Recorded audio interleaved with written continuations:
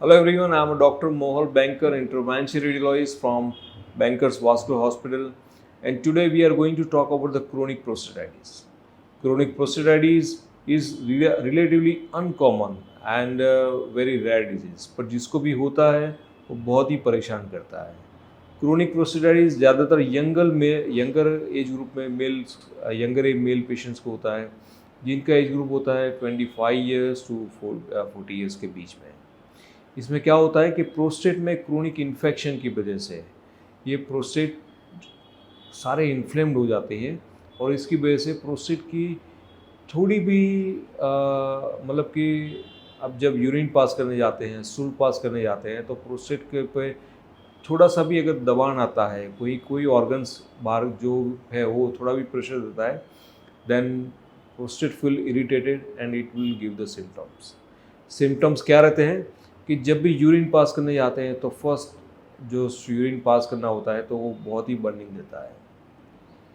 Stool pass करने जाते हैं तो शुरुआत में बहुत ही बर्निंग, वो डिस्कम्फर्ट फील करता है, पेन करते हैं. लंबे समय तक बैठे रहेंगे, अगर पेल्विक फ्लोर पे कंप्रेशन आता है तो बहुत ही पेन होता है.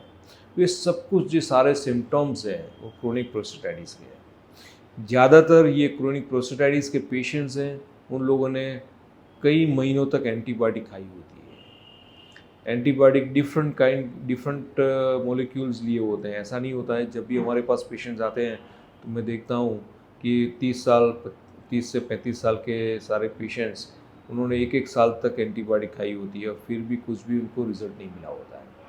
बायोप्सी भी हो जाती है प्रोस्टेट की, फिर भी कुछ बायोप्सी नेगेटिव आती है. सो सबसे पहले we diagnose the chronic prostatitis with the clinical symptoms. Younger male जो प्रोफेशनली एक्टिव है उनको थोड़ा भी ये सब कुछ इरिटेटिव सिम्टम्स कि अगर वो ऑफिस में गए हैं और यूरिन मतलब वॉशरूम के लिए जाना है और यूरिन पास करने जाते हैं तो शुरुआत में इतना बर्निंग होता है कि they try to avoid it. So ये सब कुछ जो प्रॉब्लम है वो बहुत ही इरिटेटिव रहते हैं. प्रोफेशनल लाइफ में भी काफ़ी सारे डिस्टर्बेंस आते हैं और इसीलिए इसका इलाज करना बहुत ही ज़रूरी है. ज़्यादातर इलाज अगर क्रोनिक प्रोस्टेटाइटिस इतने लंबे समय तक 6 महीने 3 महीने 6 महीने साल भर एंटीबायोटिक खाने के बाद भी अगर नहीं रिवर्ट होता है तो उसके लिए हम प्रोस्टेटिक आर्टरी एम्बोलाइजेशन करते हैं. प्रोस्टेट की एंजियोग्राफी करके उसकी जो आर्टरी होती है उसके अंदर स्पेशलाइज हम एम्बोलाइजिंग पार्टिकल इंजेक्ट करते हैं, जिसकी वजह से ये क्रोनिक प्रोस्टेटाइटिस है, इन्फ्लेमेशन सबसाइड हो जाता है और पेशेंट को काफ़ी हद तक फ़ायदा होता है. और ये बहुत ही इम्पॉर्टेंट ट्रीटमेंट है क्रोनिक प्रोस्टेटाइटिस के पेशेंट के लिए, क्योंकि उनके लिए और कोई ऑप्शन ही नहीं है.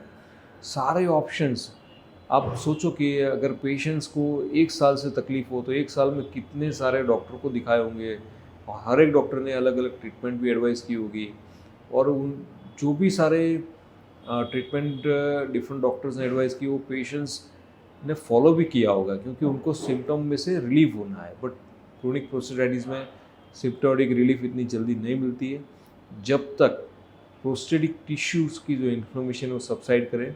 और इसलिए ये prostatic artery embolisation is a non surgical treatment. इसमें कोई भी टाँका कट वगैरह नहीं है. इसमें इन्फ्लेमेशन सबसाइड करने के लिए हम एंजियोग्राफी करके ये पार्टिकल इंजेक्ट करते हैं जिससे इन्फ्लेमेशन सबसाइड हो जाता है. There are lots of research studies now for this chronic prostatitis treatment और कई सारे पेशेंट्स को उस पर बेनिफिट हुए हैं.